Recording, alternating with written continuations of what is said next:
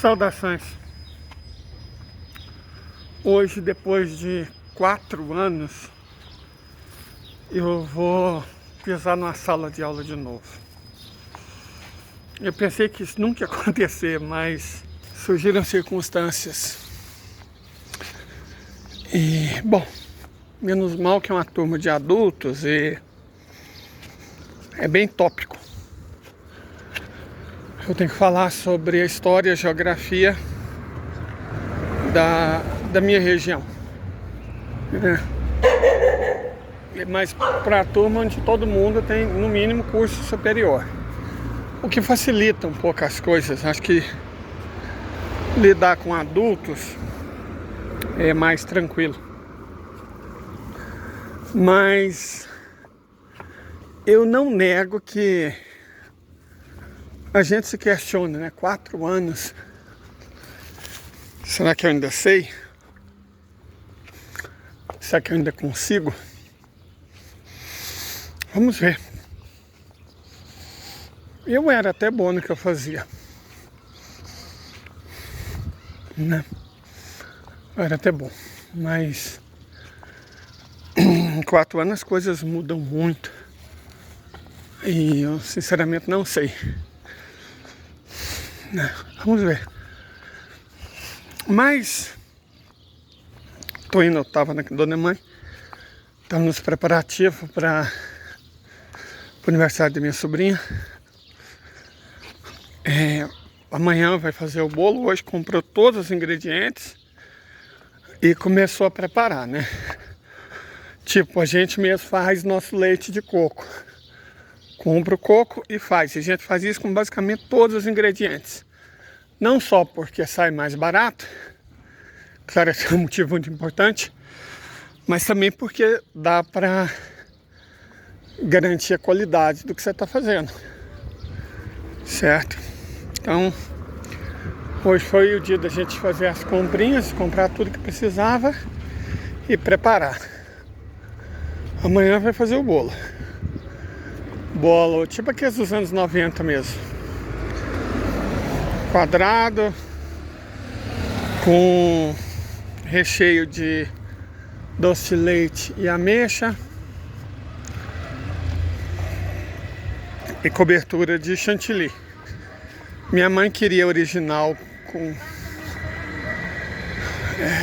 clara de ovo batido em neve, mas a gente explicou para ela que nesse caso específico a gente podia abrir mão, porque a gente só fazia de clara de ovo em neve porque efetivamente não tinha chantilly naquela época, né? E agora tem o chantilly, é uma alternativa mais interessante, clara de ovo.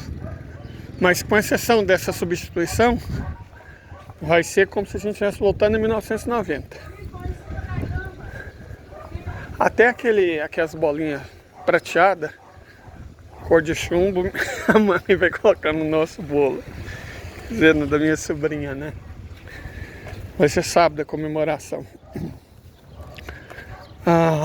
Minha mãe vai levar, minha irmã, perdão, vai levar minha sobrinha para comer sushi. E eu, meu irmão e minha mãe, a gente vai no Cantinho Mineiro aqui do lado, comer um PF mesmo, só para variar um pouco. De toda forma, eu tô feliz. Inclusive, esse trabalho que eu peguei foi para pagar a minha parte no bolo, né? Nas comemorações, que tem bolo, tem presente de aniversário. Que minha sobrinha, gente, eu não sei porque eu tô nessa. Minha sobrinha, acho que ela vai fazer 10 anos, cara, 10 anos. Então provavelmente vai ser o último aniversário que ela quer boneca. E aí minha mãe fez aquele sacrifício financeiro e comprou uma boneca bonita. O pai dela mandou um jogo daqueles muito bons, educativo. O pai dela é uma ótima pessoa. Pai da minha sobrinha. Madrasta dela também mandou presente. A minha irmã vai dar também uma boneca. Ela vai ganhar 2 bonecas. Meu irmão também comprou um presente para ela que eu não sei qual que é. Vai ser bom. E eu vou dar um jogo. Eu gosto muito da ideia de que tem que aproveitar a infância, mas você pode aproveitar a infância com jogo, né? É um jogo de batatinha. Não sei como é que é esse negócio de batatinha, não. Mas muito sutilmente, com a sutileza das crianças, deixou assim, explícito que gostaria de ganhar o jogo da batatinha. Eu nem sei o que é o jogo da batatinha, mas comprei. Então eu tô feliz, sábado vai ser o aniversário dela. Aí termina a sequência de aniversário da minha família. Minha irmã dia 6. Não, minha mãe dia 6, minha irmã dia 7. A minha avó não tá mais entre nós, mas dia 11 em memória. E dia 15 minha sobrinha. Né? As virginianas. Termina ali a data. É interessante isso porque eu acho que eu tô nervoso, não com o aniversário delas. Tô nervoso com hoje daqui a pouco. Né? 4 anos. Vamos ver. Mas chega lá em casa, toma banho, né? E antes disso, aproveitar essa iluminação. Eu gosto muito dessa hora do dia, né? Da hora dourada. É um privilégio a gente poder gravar nessas condições. Eu terminei, acho que minha sequência de vídeos mais ou menos teóricos. Eu estava nesse último que eu terminei de ver agora mesmo. Eu fiz uns 10 minutos explicando, mostrando, né, os dados lá, que os Estados Unidos estavam indo pro buraco. Mas 10 minutos, como eu disse, é muito pouca coisa. Não dá pra gente contextualizar nada, é só mostrar o dado bruto. Como se a gente fosse um açougueiro, não um churrasqueiro. Então, podia ter ficado melhor, né? Mas aí o que eu fiz? Eu ampliei. Ficou a gravação de mais de 1 hora. Mas aí eu estou explicando todos os passos, tanto da origem. Eu falei sobre a origem do capitalismo. Falei que é uma coisa romana, né? Escravidão e dívidas. E expliquei que o grande lance em inglês, o grande lance do capitalismo, foi manter a dívida e substituir a escravização pelo trabalho assalariado, porque era bem mais vantajoso. O senhor de escravo tem a obrigação de alimentar, de abrigar, de vestir o escravizado. O capitalista não. O senhor de escravo gasta dinheiro comprando o escravo. O capitalista não. Montou um sistema, o assalariado ia ter ele. Então o capitalismo é mais perverso do que o escravismo. Certo? Ele é mais perverso que o capitalismo, que o escravismo.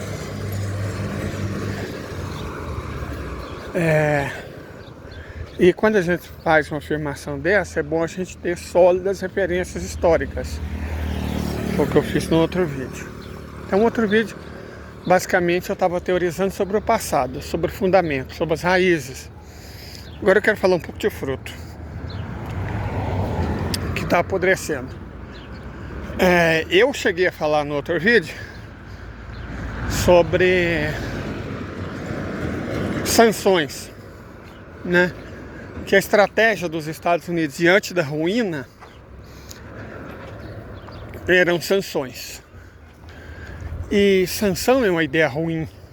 Sanção funciona quando o seu poder é absoluto, quando ele não é contestado. A sanção opera pelo medo. Então, se os Estados Unidos sancionam um país, ele já era. Os Estados Unidos e seus assédios da ONU, gente, eu tenho cada vez mais nojo da ONU. Sabe, eu estou dedicando à ONU o mesmo asco que eu dedico ao Comitê Olímpico Internacional, à FIFA, sabe? É só mais uma organização corrupta, patrocinada pelos Estados Unidos. Eu tenho o mesmo asco da ONU, repito, que eu tenho de outros assemelhantes. É praticamente uma ONG, né? Uma Anistia Internacional, Repórter Sem Fronteira, essas aí, WWF, Greenpeace, é só mais uma dessas organizações que os Estados Unidos comandam e usam para alcançar seus interesses, certo? Então é isso, só Cara, a margem dessa ferrovia, o leito dessa ferrovia tá muito sujo. Nossa senhora, que horror. Ontem eu teria que ter feito uma pequena cirurgia, mas não deu, porque as prefeituras são de greve, né? Aí ontem, infelizmente, marcou de novo para outubro, para daqui a um mês. Paciência. Paciência, vai dar certo. Mas voltando ao assunto.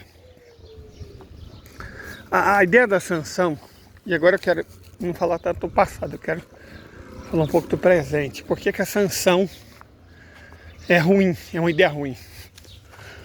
Primeiro porque ela ilustra mais do que, acho que qualquer coisa, o seu enfraquecimento, quando esse for o caso. Os Estados Unidos conseguiram fazer com que a Coreia do Norte desaparecesse do mundo. Certo? Ficou dando a impressão de ser um país exótico. Cuba também, né, sofreu horrivelmente e sofre. O Irã não. O Irã sofreu muito, mas agora não.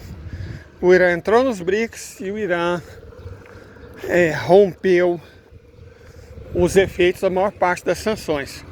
Mas veja que os Estados Unidos roubaram 1 milhão de barris de petróleo do Irã na cara dura. Argumentaram qualquer coisa lá e roubaram 1 milhão de barris de petróleo de um navio petroleiro iraniano. Vai ter troco. O Irã é famoso por isso, por dar o troco. Então vai ter troco. Mas não mudou o fato de que roubaram mais de 150 milhões de litros de petróleo iraniano. Peraí. Mais de 150 milhões de litros de petróleo iraniano. E roubaram porque, roubamos, infringiu a nossa lei. Agora, como eu disse, o Irã controla o Estreito de Hormuz e está em condições de ir à forra. E vai.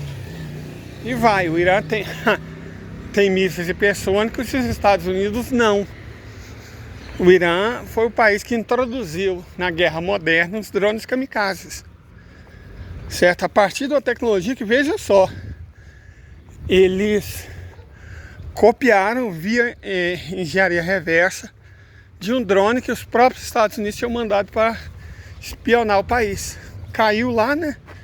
Os iranianos conseguiram derrubar com pouquíssimos estragos. Fizeram isso faz 10 anos. Fizeram engenharias reversas fantásticas e aprimoraram, tornaram o drone muito mais barato, mas muito mais barato mesmo, muito mais efetivo. E criaram o drone kamikaze. Ó, aquilo, esse barulho que normalmente costuma ser feito por locomotiva quando ela está sem vagão. Com sorte a gente vai ver. Então, os Estados Unidos não estão mais em condição, né, de fazer o que eles faziam. A ver. Outra coisa interessante nesse negócio de sanção foi o caso da Huawei. Até agora, a Apple perdeu R$1 trilhão, né, em valor de mercado. R$1 trilhão. Porque 30% das vendas da Apple no mundo acontecem na China. E a China resolveu contra-atacar. Não quer brincar de sanção? Então vamos brincar de sanção. A partir de agora, membros do governo e do partido não podem mais usar Apple. E isso tem um efeito psicológico brutal no consumidor médio chinês. Que de repente fica parecendo a quem consome Apple, fica parecendo que é um traidor. Então a China não precisa proibir a venda da Apple no país. Basta fazer o que ela fez. A Apple, como eu disse, perdeu R$1 trilhão em valor de mercado em 3 dias. Não bastasse isso, a União Europeia encontrou problemas com o iPhone 12, né? mas que relativa a alguma forma de radiação. Então, é uma das maiores companhias americanas, é um símbolo do capitalismo americano. E está tomando um baque que é enorme. Os Estados Unidos, a China, reconhecidamente, sabidamente, ela produzia chips de 14 nanômetros. Então ela estava 10 anos atrás em termos de tecnologia.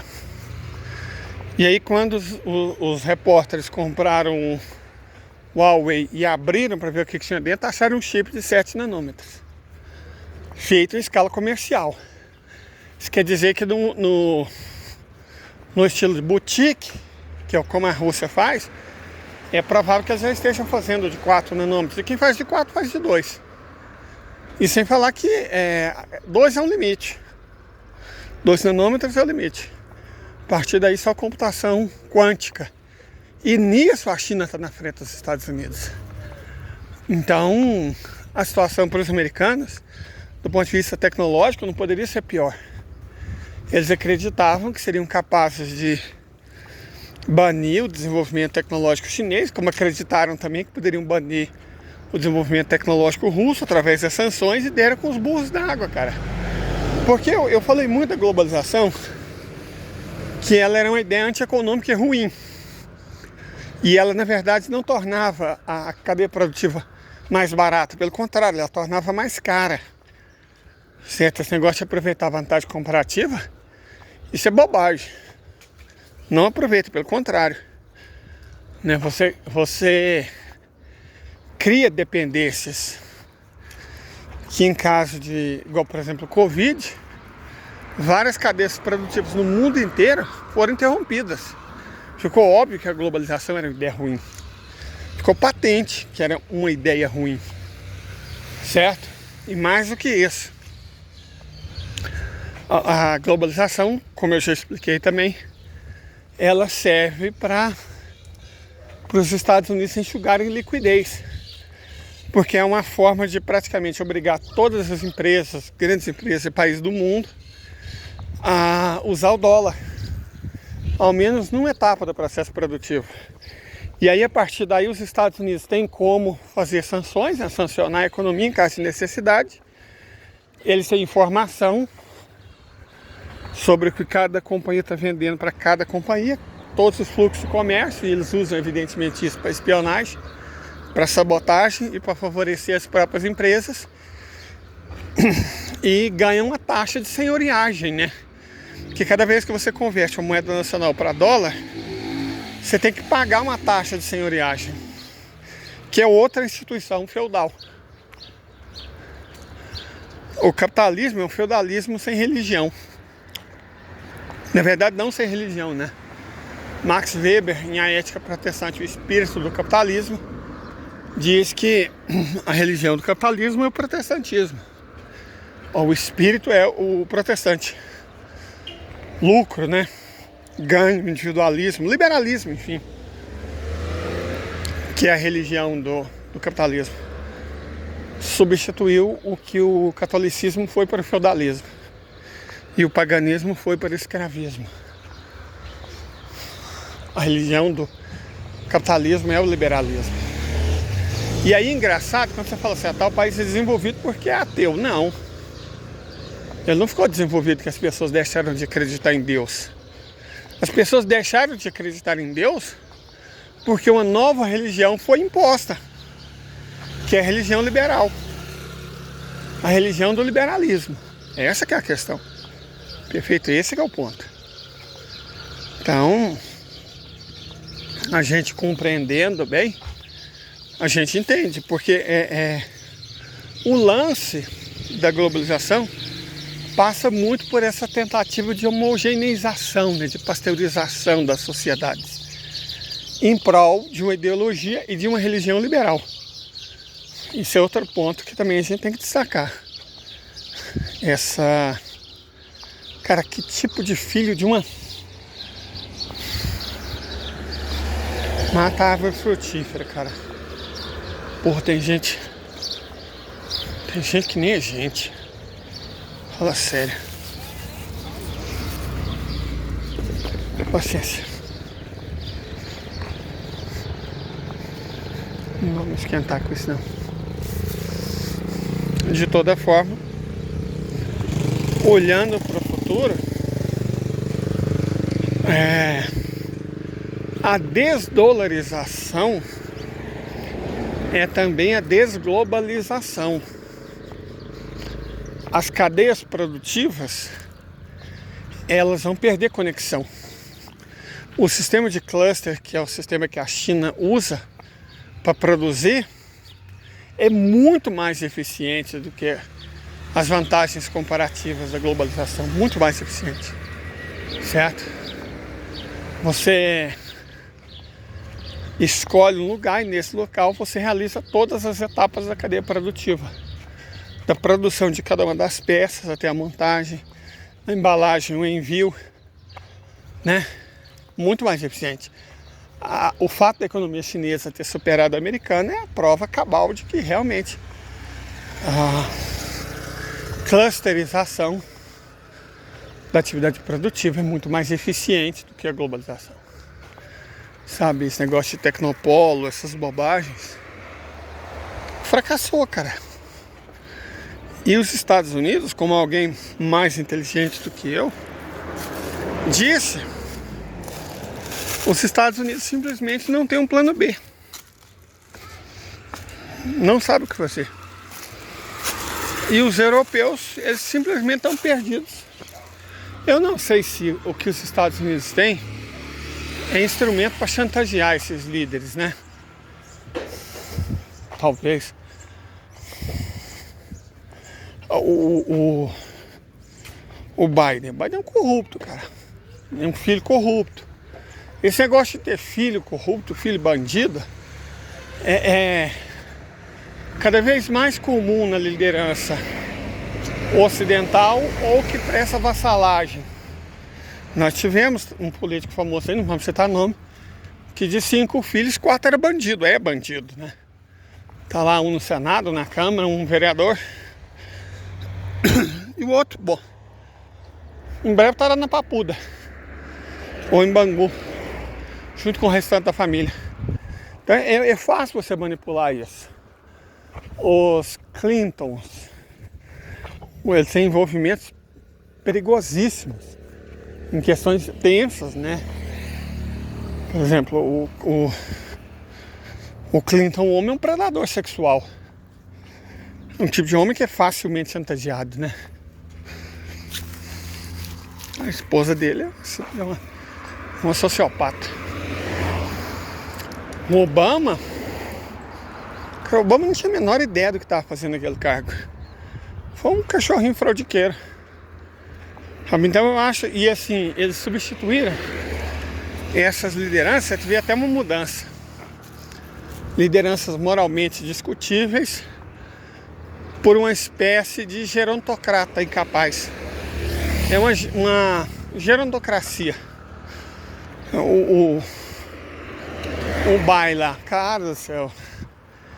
Aqui, ele passou 45% do tempo, não sei, de férias, não é de férias. Por que ele estava de férias? É porque não tinha condição. Só cheio de vídeo que ele cumprimenta nada, abraço vazio, fala coisa sem sentido. Ele está no estado de senilescência avançado. É até maldade, vamos daquele exercer um cargo. E perigoso também, né?